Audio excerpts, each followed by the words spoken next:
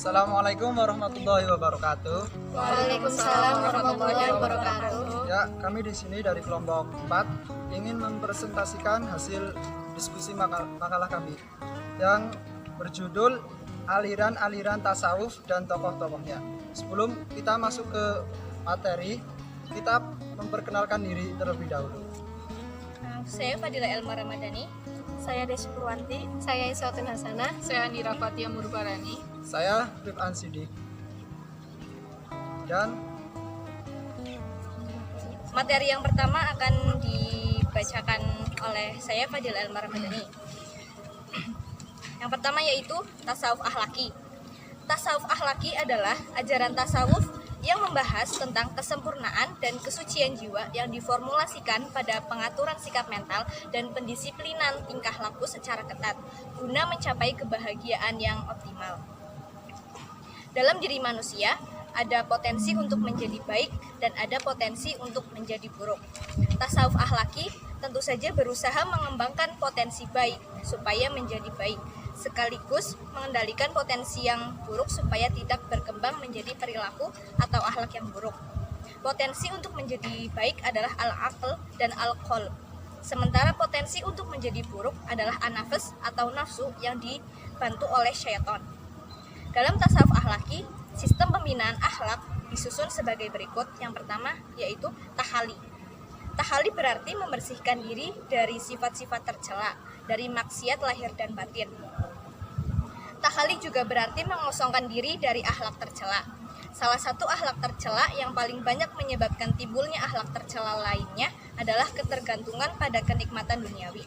Hal ini dapat dicapai dengan jalan menjauhkan diri dari kemaksiatan dalam segala bentuk dan berusaha melenyapkan dorongan hawa nafsu. Dalam hal menanamkan rasa benci terhadap kehidupan duniawi serta mematikan hawa nafsu, para sufi berbeda pendapat. Sekelompok sufi yang modern berpendapat bahwa kebencian terhadap kehidupan duniawi yaitu sekadar tidak melupakan tujuan hidupnya, namun tidak meninggalkan duniawi sama sekali. Demikian pula dengan pematian hawa nafsu ini, cukup sekadar dikuasai melalui pengaturan disiplin kehidupan. Aliran ini tidak meminta agar manusia secara total melarikan diri dari problem dunia dan tidak pula memerintahkan untuk menghilangkan hawa nafsu. Golongan ini tetap memanfaatkan dunia sekadar kebutuhannya dengan mengontrol dorongan hawa nafsu yang dapat mengganggu stabilitas akal dan perasaan.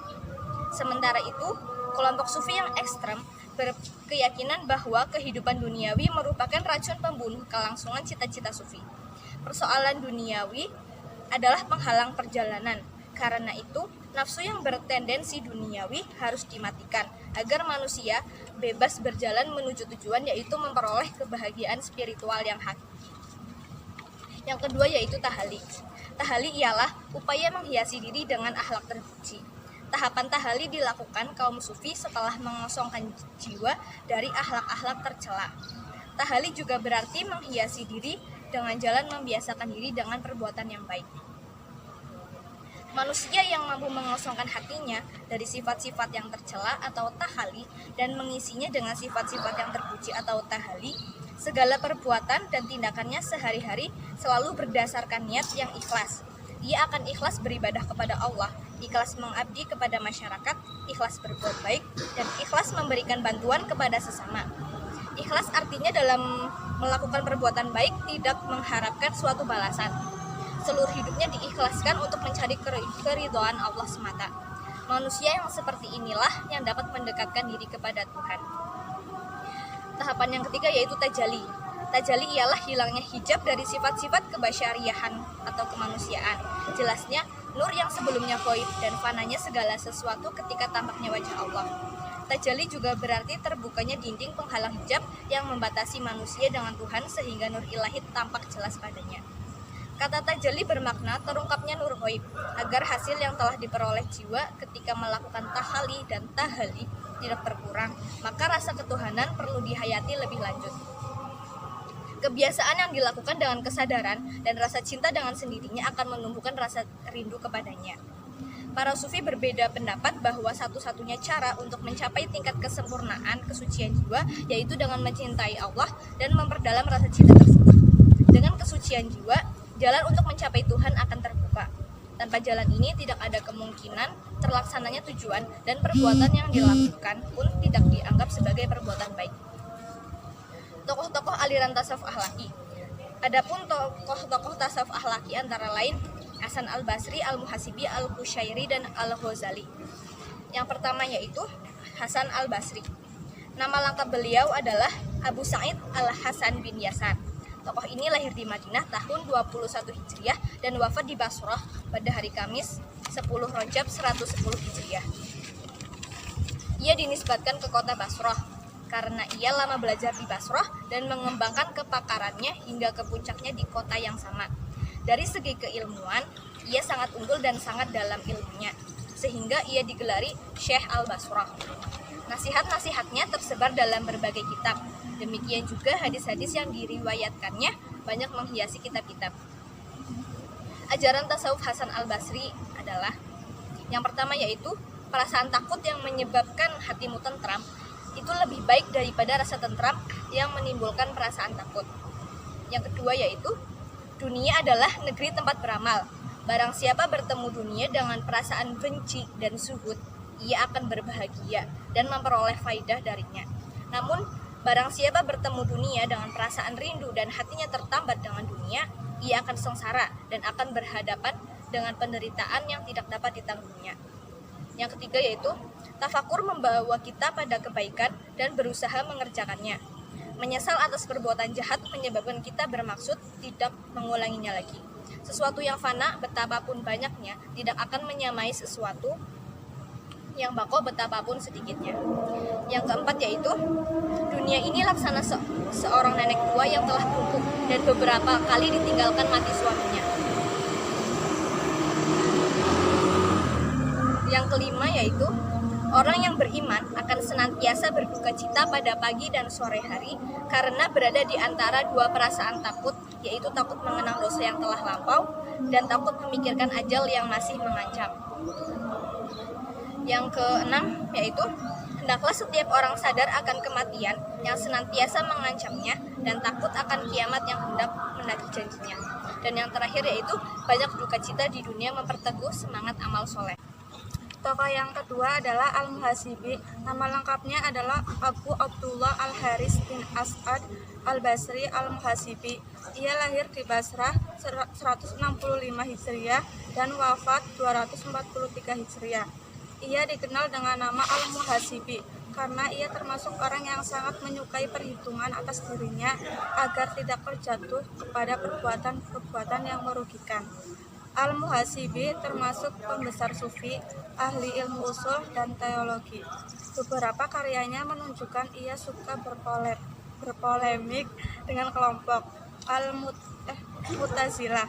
Al-Muhasibi memandang bahwa jalan keselamatan dapat ditempuh melalui ketakwaan kepada Allah, melaksanakan kewajiban-kewajiban wara, dan meneladani perilaku Rasulullah.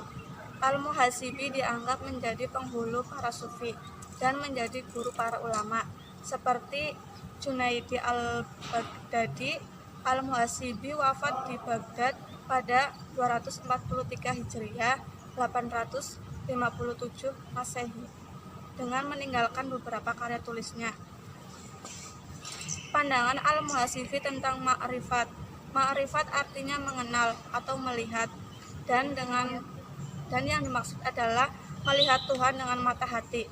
Menurut Al-Muhasibi, tahapan-tahapan ma'arif adalah sebagai berikut. Yang pertama, taat. Sikap itu merupakan tahap awal dari kecintaan kepada Allah yang dibuktikan kepada perilaku. Yang kedua, aktivitas anggota tubuh yang disinari dengan cahaya merupakan tahap selanjutnya.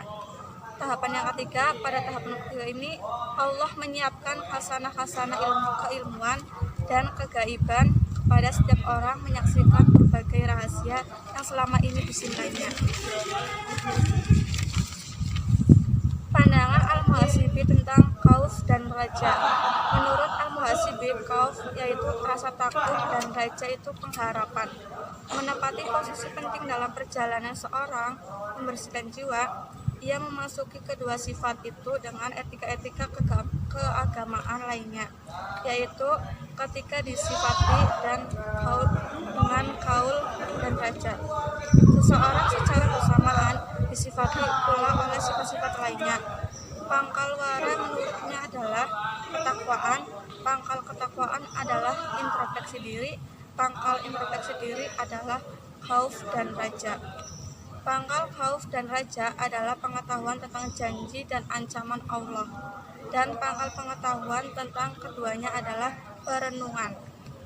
Khauf dan raja menurut Al-Muhasibi dapat dilakukan dengan sempurna apabila berpegang teguh kepada Al-Quran dan Sunnah.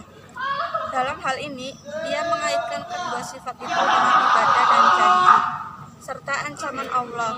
Untuk itu, ia menganggap apa yang diungkapkan Ibnu Sina dan Rabi'ah al-Adawiyah sebagai fana atau kecintaan kepada Allah yang berlebih-lebihan dan keluar dari garis yang telah diyakini para sufi dari kalangan al-sunnah. Raja dalam pandangan Al-Muhasibi seharusnya melahirkan amal yang soleh. Seorang yang telah melakukan amal soleh berhak mengharapkan pahala dari Allah. Hal ini yang dilakukan oleh mukmin yang sejati dan para sahabat Nabi. Yang tokoh yang keempat adalah Al-Ghazali. Nama lengkapnya adalah Abu Hamid Muhammad bin Taus At-Tusi Asy-Syafi'i Al-Ghazali. Ia dipanggil Al-Ghazali karena ia lahir di Ghazlah, suatu kota di Khurasan, Iran, pada tahun 450 Hijriah, 1085 Masehi. 3 tahun setelah kaum Saljuk mengambil alih kekuasaan di Baghdad. Ajaran tasawuf Al-Ghazali. Al-Ghazali memilih tasawuf sunni berdasarkan Al-Quran dan Sunnah Nabi ditambah dengan doktrin Al-Sunnah wal Jamaah. Corak tasawufnya adalah psikomoral yang mengutamakan pendidikan moral. Hal ini dapat dilihat dalam karya-karyanya seperti Ihya Ulum ad-Din, Minhaj al-Abidin, Mizan al-Amal, Hidayah al-Hidayah, Mi'raj al-Salikin, dan Ayyuha al-Walad. Menurut Al-Ghazali, jalan menuju tasawuf dapat dicapai dengan cara mematahkan hambatan-hambatan jiwa dan membersihkan diri dari moral yang tercela, sehingga kalbu lepas dari segala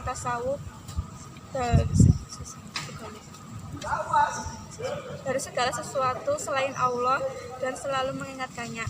Al-Ghazali menjadi tasawuf sebagai sarana untuk berolah rasa dan berolah jiwa, sehingga sampai pada ma'rifat yang membantu menciptakan kebahagiaan as-sada. Pandangan Al-Ghazali tentang as-sada. Menurut Al-Ghazali, kelezatan dan kebahagiaan yang paling tinggi adalah melihat Allah. Dalam kitab Kimia as-Sada, ia menjelaskan bahwa kebahagiaan itu sesuai dengan watak, sementara itu watak sesuai dengan ciptaannya.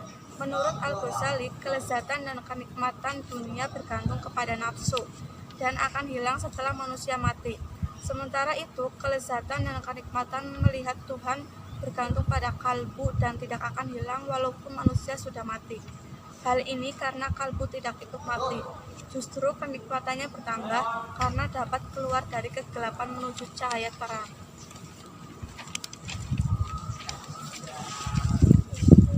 Yang kedua, tasawuf falsafi. Tasawuf falsafi yaitu tasawuf yang ajaran-ajarannya memadukan antara visi intuitif dan visi rasional. Tasawuf falsafi adalah tasawuf yang bercampur dengan ajaran filsafat, mengkompromikan atau memakai terma-terma filsafat yang maknanya disesuaikan dengan tasawuf. Terminologi falsafi yang digunakan berasal dari macam-macam ajaran filsafat yang telah mempengaruhi para tokohnya. Namun, orisinalitasnya sebagai tasawuf tidak hilang. Walaupun demikian, tasawuf falsafi tidak dapat dipandang sebagai filsafat. karena ajaran dan metodenya didasarkan pada rasa dzauq. Selain itu, tasawuf ini tidak pula dapat dikategorikan pada tasawuf yang murni karena sering diungkapkan dengan bahasa filsafat. Tasawuf falsafi ini mulai muncul dengan jelas dalam khasanah Islam sejak abad 6 Hijriah. Meskipun para tokohnya baru dikenal seabad kemudian, pada abad ini tasawuf falsafi terus hidup dan berkembang, terutama di kalangan para sufi yang juga merupakan filsuf sampai masa menjelang akhir-akhir ini. Perpaduan antara tasawuf dan filsafat dengan sendirinya telah membuat ajaran-ajaran tasawuf falsafi bercampur dengan sejumlah ajaran filsafat di luar Islam, seperti Yunani, Persia, India, dan agama Nasrani. Namun orisinalitasnya sebagai tasawuf tidak hilang. Tokoh-tokoh aliran tasawuf falsafi. 1. Al-Hallaj. Nama lengkapnya adalah Abu Bakar Al-Mughis Al-Husain Ibnu Mansur Ibnu Muhammad Al-Baidawi. Sebagai seorang sufi yang hidup wara dan zuhud, banyak orang-orang yang tertarik dan kagum serta menjadi pengikutnya. Salah satu seorang sahabat dan muridnya adalah kepala rumah tangga istana bernama Nasr al-Qushairi. Al-Hallaj dan al-Qushairi sering melontarkan kritik terhadap penyelewangan yang terjadi di kerajaan serta kesewenang-wenangan khalifah dalam menjalankan roda pemerintahannya. Kritik yang konstruktif menjadi bumerang bagi Al-Hallaj, yakni hulul dan ucapan satahatnya, anak al-haq, dijadikan alasan oleh khalifah untuk mengkafirkan Al-Hallaj sehingga ia dipenjarakan selama 8 tahun, disiksa dan akhirnya dibunuh dengan cara disalib. Menurut Al-Hallaj bahwa dalam diri manusia terdapat taghut atau unsur ketuhanan dan nasut unsur kemanusiaan. Serta demikian juga dalam diri Tuhan ada nasut dan nasut. Jika manusia berusaha mencucikan hati sesuci-sucinya, maka akan terjadi lahut, manusia naik ke atas dan nasut turun ke bawah, sehingga terjadi apa yang disebut ittihad. Artinya bersatunya nasut Tuhan dengan lahut manusia dalam diri manusia. Yang kedua, Ibnu Arabi.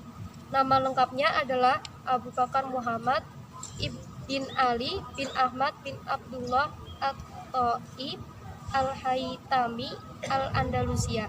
Ia terkenal dengan panggilan Muhyiddin Ibnu Arabi.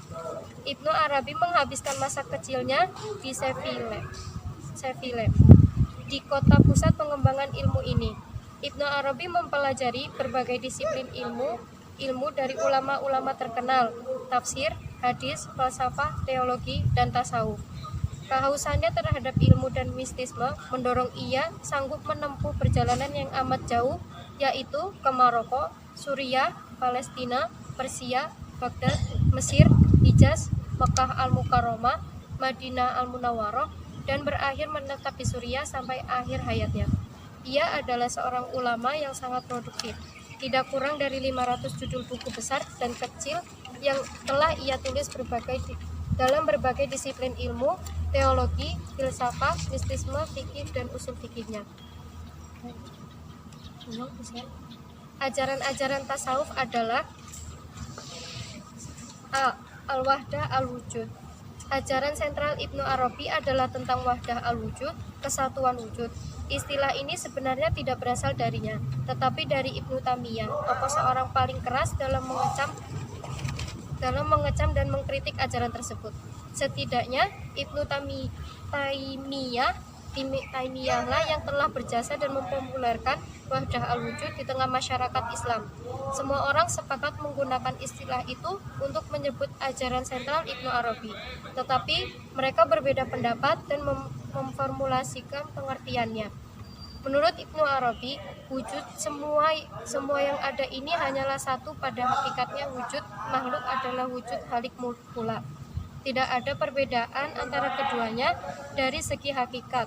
Kalau ada yang mengira terdapat perbedaan wujud halik dan makhluk, Hal ini dilihat dari sudut pandang panca indera dan akal. Menurut Ibnu Arabi, wujud dalam hakikatnya adalah wujud Allah, dan Allah adalah hakikat alam. Tidak ada perbedaan antara wujud qadim yang disebut khalik dan wujud baru yang disebut makhluk. Tidak ada perbedaan antara abid atau penyembah dan ma'bud yang disembah. Antara yang menyembah dengan yang disembah adalah satu, perbedaan itu hanya bentuk dan ragam dari hakikat yang satu. Ibnu Arabi juga menjelaskan hubungan antara Tuhan dan alam. Menurutnya, ini adalah bayangan Tuhan atau bayangan wujud yang hakiki. Allah tidak mempunyai wujud yang sebenarnya. Oleh karena itu, alam merupakan tajalli dan mazhar atau penampakan Tuhan.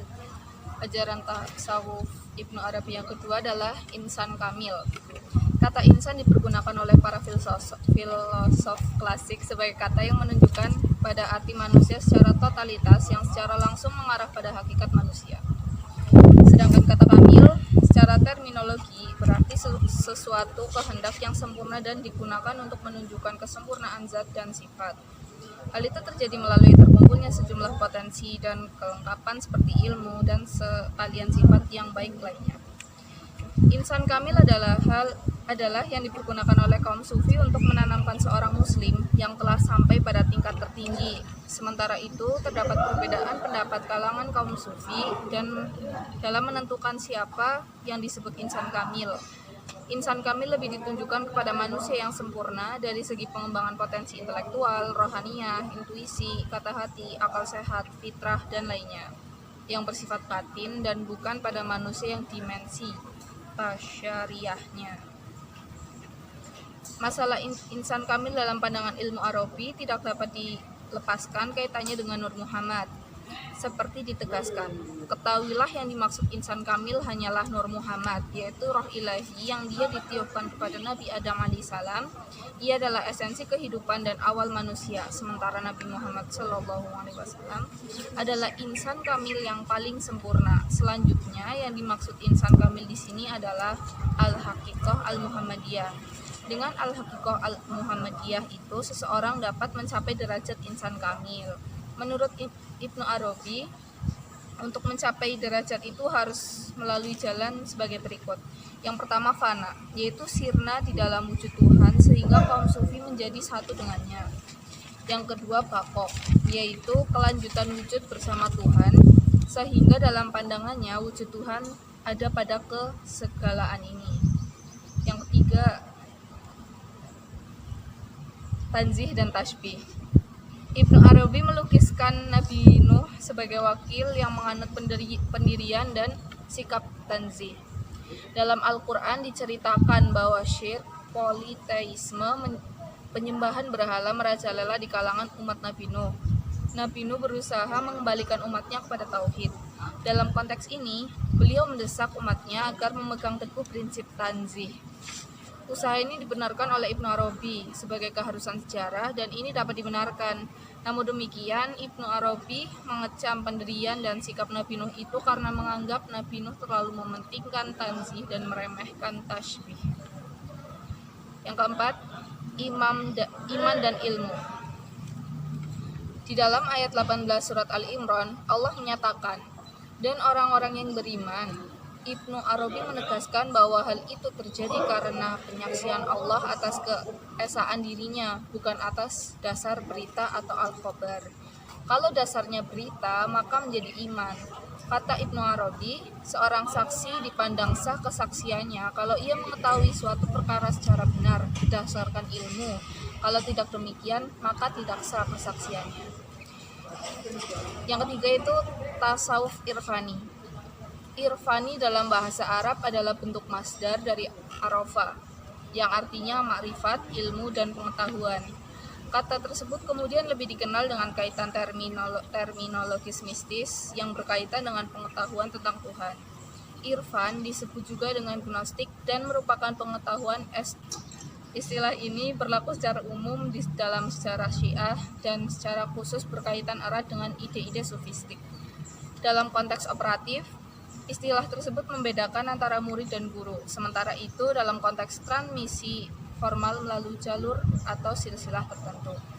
Pada awalnya irfan adalah pengganti istilah tasawuf bagi kaum Syi'i. Irfan ini terbagi menjadi dua, yaitu bersifat irfan ilmi yang bersifat teoritis atau sebatas pengetahuan, dan irfan amali yang sifatnya dalam hal pengamalan.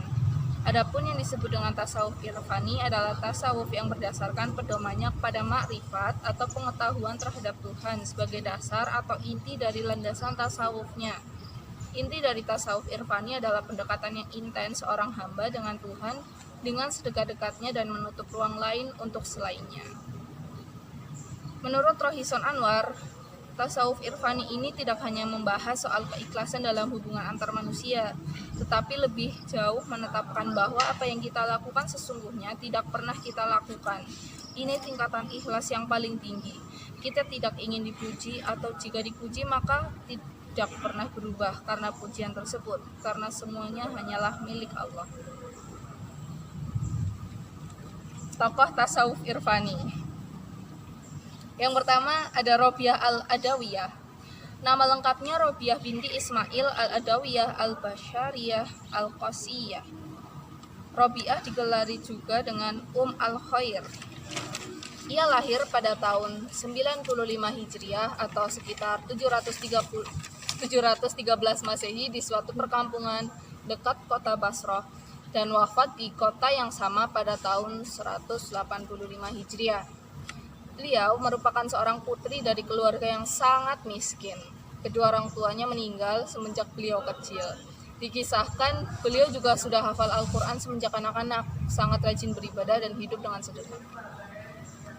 Pada peristiwa Perang Basrah, ia dilarikan penjahat dan dijual kepada keluarga Atik dari suku Qais, Bani Adawiyah. Dari sini ia dikenal dengan Al-Basiyah atau Al-Adawiyah. Ia bekerja sangat keras hingga akhirnya tuannya itu memerdekakannya.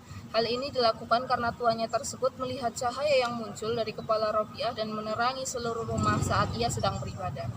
Semenjak dimerdekakan tuannya, Robiah hidup menyendiri sebagai zahidah dan sufiah. Ia menjalani sisa hidupnya hanya untuk mengabdi kepada Allah Subhanahu wa Ta'ala. Ia hidup dalam kemiskinan dan menolak segala bantuan materi yang diberikan oleh orang lain. Dalam doanya pun ia tidak meminta hal-hal yang bersifat materi. Ia adalah contoh sufi pencinta Tuhan dengan konsep muhabahnya menemukan makrifat yang sesungguhnya. Selama hidup ia juga tidak pernah menikah. Selanjutnya, ajaran tasawuf Robiah al-Adawiyah. Ajarannya yaitu berisi tentang cinta. Oleh karena itu, ia melakukan ibadah, mendekatkan diri pada Allah Subhanahu wa Ta'ala bukan karena takut neraka atau mengharap masuk surga, tetapi semua ini disebabkan rasa cinta dirinya terhadap Allah Subhanahu wa Ta'ala. Bagi Rabi'ah, Allah merupakan zat yang harus dicintai, bukan ditakuti. Ajaran terpenting dari wanita ini ialah mahabbah, dan bahkan menurut banyak pendapat, ia merupakan orang pertama yang mengajarkan al-hud atau cinta dengan pengertian khas dari tasawuf. Hal ini barangkali ada kaitannya dengan kodratnya sebagai wanita yang lembut, penuh kasih, dan memiliki rasa estetika yang dalam. Cinta murni kepada Tuhan merupakan puncak ajaran dalam tasawuf yang dituangkan melalui syair-syair dan kalimat puitis. Rabi'ah dalam perkembangan mistisisme Islam tercatat sebagai peletak dasar tasawuf berdasarkan cinta kepada Allah Subhanahu wa Ta'ala. Hal ini karena generasi sebelumnya merintis aliran asketisme dalam Islam berdasarkan rasa takut dan harap kepada Allah.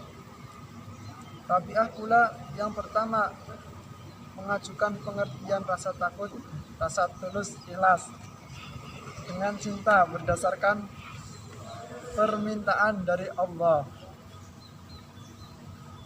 Sikap dan pandangannya tentang cinta dapat dipahami melalui kata-katanya. baik langsung maupun yang disandarkan kepadanya. Dengan rasa cinta atau al-hud, ia ingin memandang wajah Allah yang ia rindu. Ia ingin dibukakan tabir yang memisahkan dirinya dengan Allah. Dalam kisah lain disebutkan bahwa suatu ketika Rabi'ah al-Adawiyah berkeluh kesah karena sakit. Beberapa orang sufi menjenguknya. Rabi'ah mengira bahwa sakitnya dikarenakan giroh atau kecemburuan Allah kepadanya, karena hati Rabi'ah tertarik dengan indahnya surga.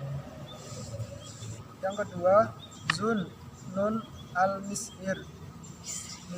Misri. Tidak diulangi, yang kedua, Zun Nun al-Misri. Beliau merupakan sebutan bagi penyair yang bernama lengkap Abu al-Faid Taubani bin Ibrahim yang lahir di Ahmin, dataran tinggi Mesir pada 18 Hijriah dan wafat pada tahun 246 Hijriah. Nama julukannya ia dapatkan sehubungan dengan berbagai kekeramatannya yang Allah berikan kepadanya. Di antaranya ia pernah mengeluarkan seorang anak dari perut buaya di Sungai Nil dalam keadaan selamat atas permintaan ibu dari anak tersebut. Asal mula keberadaan beliau tidak terlalu diketahui. Namun riwayatnya sebagai seorang sufi banyak dikuatkan. Dalam perjalanan hidupnya, Zun selalu berpindah tempat, dari tempat satu ke tempat yang lain. Hal ini memungkinkan ia memiliki banyak pengalaman dan yang mendalam. Ia hidup pada masa munculnya sejumlah ulama terkemukakan dalam bidang ilmu hadis, fikih, dan tasawuf, sehingga ia dapat mengambil banyak pelajaran dari mereka. Ia pernah mengikuti pengajian dari Ahmad bin Hanbal. Ia mengambil riwayat hadis di antaranya dari Malik dan Al-Lais. Adapun orang yang mengambil riwayat darinya adalah Al-Hasim bin Mus'aib An-Nahi. Gurunya dalam bidang tasawuf ialah Sukron bin Mus'aib Al-Ab yang memungkinkan baginya untuk menjadi seorang alim dan baik dalam ilmu syariah maupun tasawuf. Sebelum Zunnun al-Misri, sebenarnya sudah ada sejumlah guru sufi, tetapi ia adalah yang pertama yang memberikan tafsiran terhadap isyarat-isyarat tasawuf. Ia juga merupakan seorang pertama yang di Mesir yang berbicara tentang ihwal dan makomat.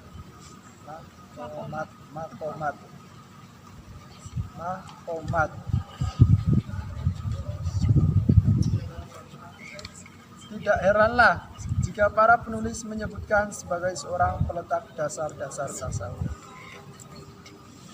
Ajaran-ajaran Zun al-Misri. Jasa-jasa beliau yang paling besar adalah sebagai peletak dasar jenjang perjalanan sufi menuju Allah, yang sering disebut dengan al-maqamat. Ajarannya memberi petunjuk arah jalan menuju kedekatan kepada Allah sesuai dengan pandangan sufi. Ia juga sebagai pelopor doktrin al-ma'rifah. Ia membedakan antara pengetahuan dan keyakinan.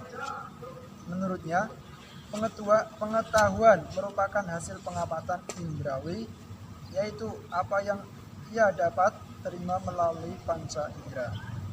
Sedangkan keyakinan adalah hasil dari apa yang dipikirkan atau apa yang diperoleh melalui intuisi.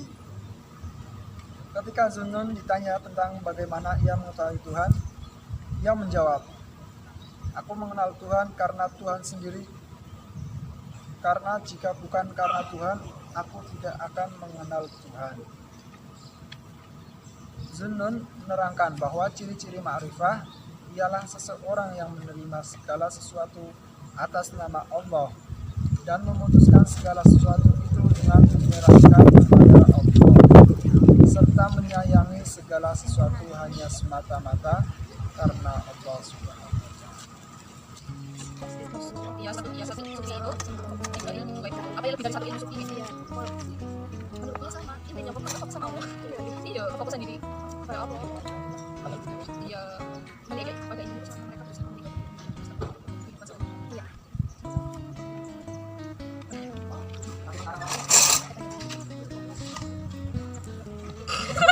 Di pinggir kali. Intinya aduh aliran Gue jadi duluan soalnya. sama-sama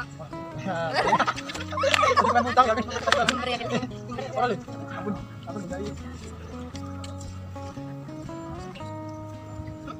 Berarti caranya ada ya? Intinya tuh sebagai jalan untuk terus kita bisa memiliki lebih dari satu aliran. Iya, jadi kayak gini, itu kan pertanyaannya apakah kayak satu orang tuh bisa ada tiga aliran? Iya, tapi kalau menurut saya emang ada orang loh. Ya emang orang sih, menurut saya jelas orang.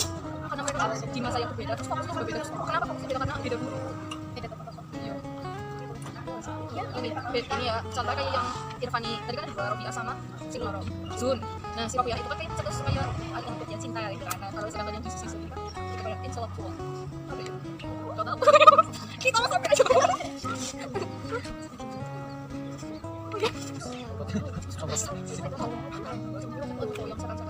Kasih kita mana? Enggak cukup itu pasti yang masuk kelas bang, ingat yang di atas di delapan. Ya, ya contohnya jadi sangat berbeda teman. Karena tidak bisa memiliki dari satu aliran karena fokusnya berbeda-beda, ada yang masalah kecintaan, Beda sama juga, beda tokoh juga, beda apa lagi berdiskusi. bisa Diskusi. Kita mau itu dulu kan? Contoh tokohnya, ya yang paling gampang ya karena aku baca. terus ya lanjut. Iya.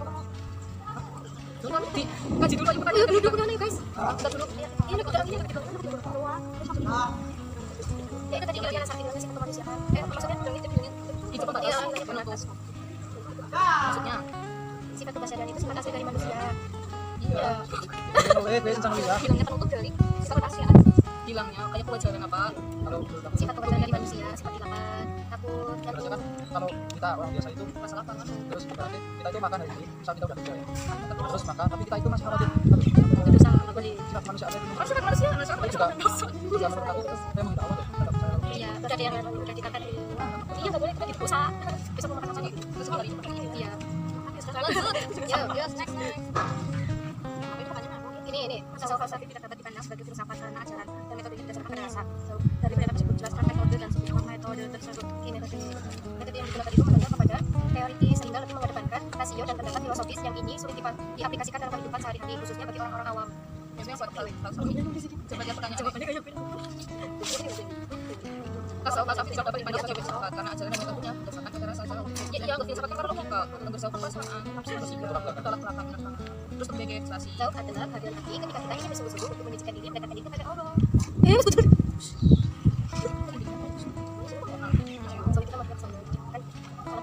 Pertanyaannya bukan ini guys, ada lagi. Iya maksudnya bukan konsep, ambil yang loh. Urung apa yang bersambung? Kamu coba bikin rapat. Kamu bertanya nggak usah sampai pertanyaan sih apa?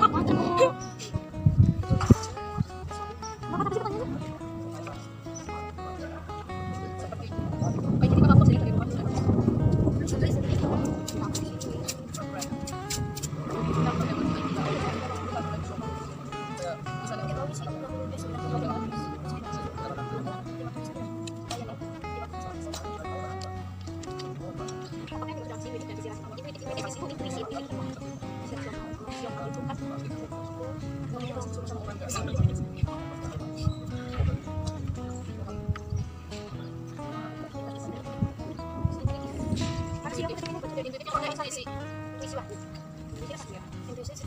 Intuisi itu kayak itu, yang intuisi seperti insting yang itu yang berhubungan dengan ketuhanan. Mana gitu? Astagfirullahaladzim, ini juga Ya judul. Ini sih.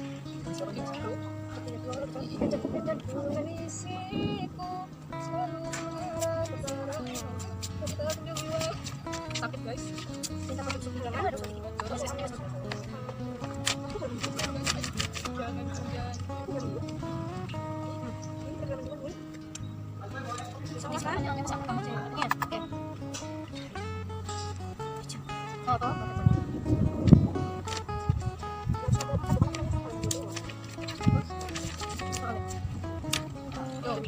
Yang tasawuf dalam jadi manusia kan ada potensi untuk menjadi baik kan, ada potensi untuk menjadi buruk. Dan para tasawuf tapi itu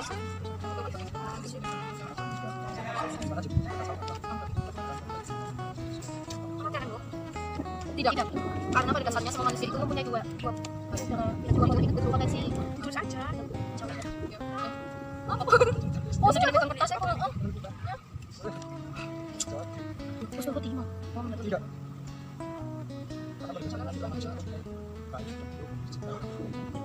Ya pada dasarnya manusia punya apa sih? Kira aku baik kok. Oh iya. Masih baik.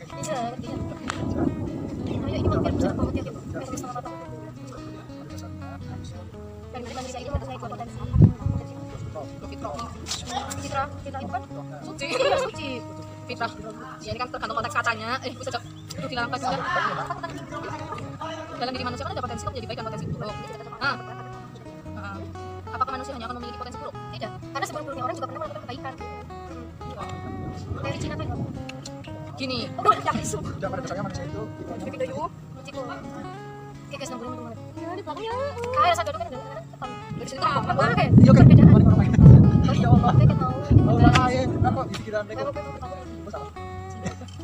pada dasarnya manusia itu Nomor 5 itu pertanyaannya tasawuf falsafah yaitu pasal yang memadukan antara misi intuitif dan menjelaskan apa yang dimaksud misi intuitif dan nomor 6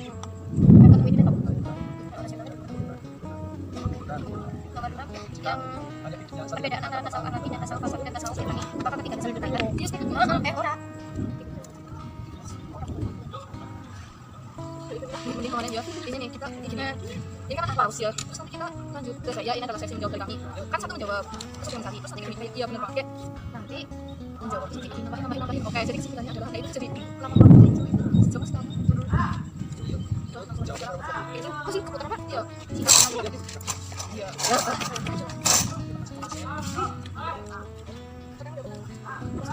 saya akan menjawab pertanyaan dari Mbak. Oke, ulangin ya, kami akan menjawab pertanyaan gitu, dibuka dulu. Ya, selanjutnya kita buka sesi tanya jawab yang akan dijawab teman-teman. Iya. Ayo, yang pertama dari pertanyaan dari Mbak Leli mengenai aliran tasawuf, apakah ada kesamaan di antara ketiganya? Jika ada apa, dan apakah mungkin atau bisa ahli tasawuf menerapkan 2 atau 3 sekaligus akhlak tasawuf yang ada tersebut? Kalau menurut pendapat kelompok kami, kesamaan di antara ketiganya itu ada. Jika ada, ya jadi kesamaan yang paling utama itu sama-sama aliran tasawuf itu mengajarkan agar manusia bisa fokus dan menekatkan diri kepada Allah Subhanahu wa taala melalui jalan-jalan melalui ketiga aliran tersebut.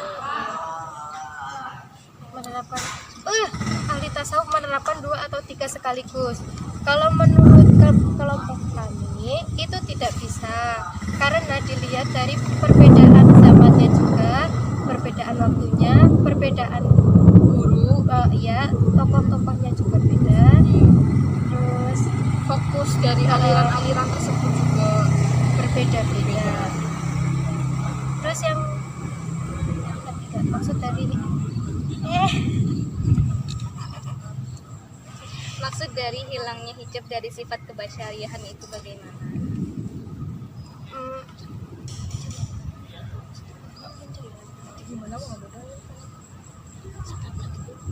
Anissa. Itu tadi kan disebutkan kan bahwa hijab itu kan adalah suatu Suatu pembatas. ya, sedangkan itu Al-Basyariyah kan sifat kemanusiaan. Jadi seorang sufi itu di mana sifat-sifat kemanusiaan itu dihilangkan atau ibaratnya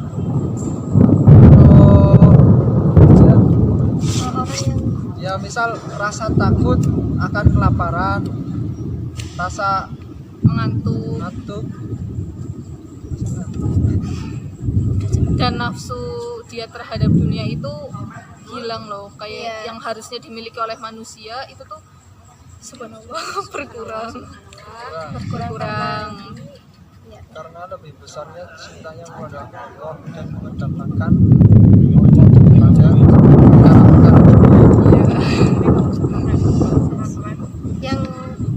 Yang ketiga pertanyaan dari Mbak Mulia Mulia Hamdani.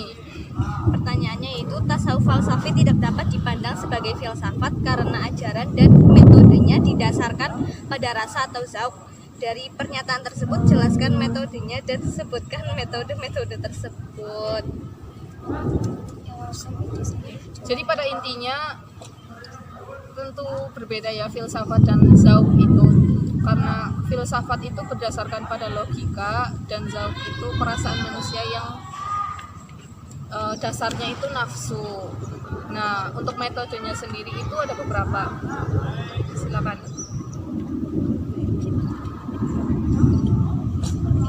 Berarti dalam hal ini itu bertolak belakang Ya, antara perasaan dengan akal pikiran. Ya. Silakan metodenya. Metodenya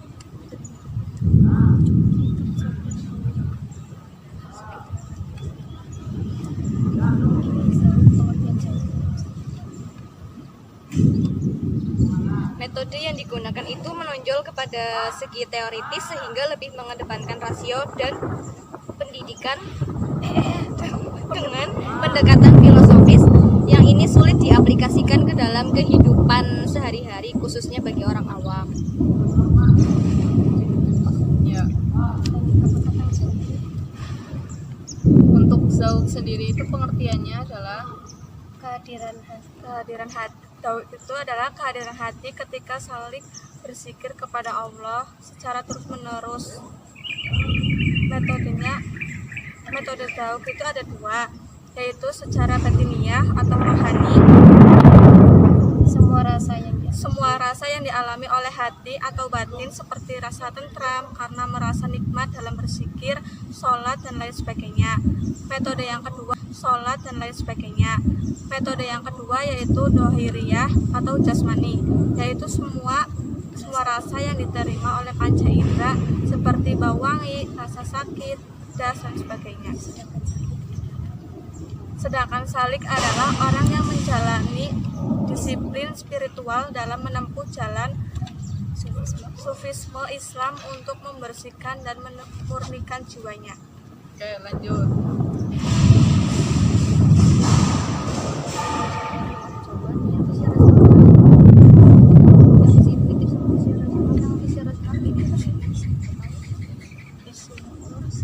nasional kan yang ditangkap dengan akal.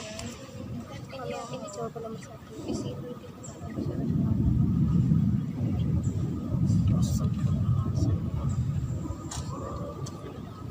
Nomor 4 dulu. Pertanyaan keempat dari Monica Fatmawati.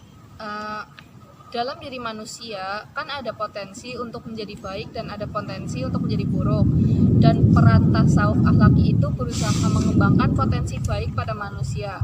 Gimana jika tasawuf akhlaki tidak berperan pada pengembangan potensi manusia? Apakah manusia itu hanya akan memiliki potensi buruk? Jawaban dari kami itu tidak. Karena pada dasarnya manusia itu memiliki fitrah, yaitu dengan nilai-nilai kebaikan dan keburukan. Jadi kita itu diberi sifat kebaikan dan keburukan.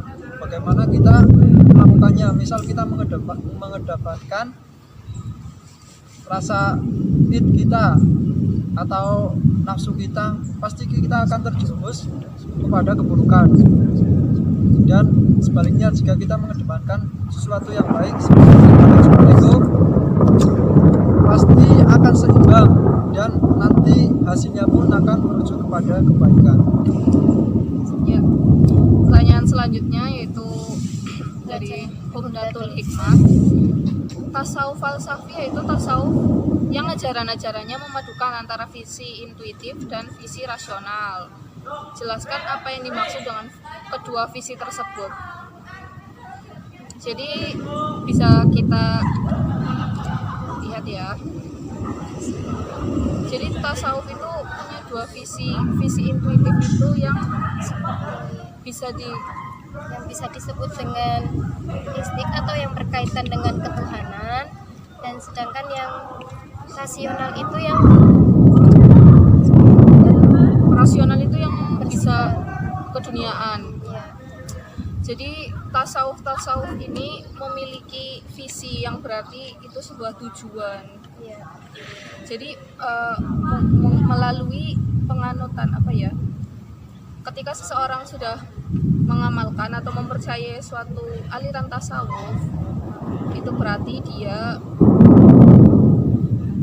sedang menuju proses untuk mencapai visi atau tujuan dari aliran tersebut.